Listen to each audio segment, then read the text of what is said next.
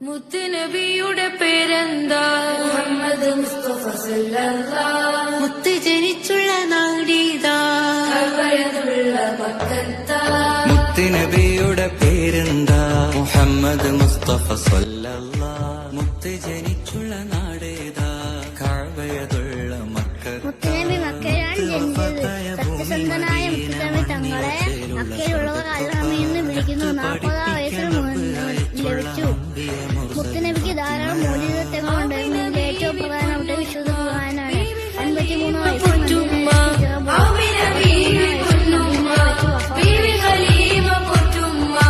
ആരംഭ പൈതൽ പിറക്കും മുന്നേ പിരിഞ്ഞു പൊന്നുപ്പ അബ്ദുള്ള.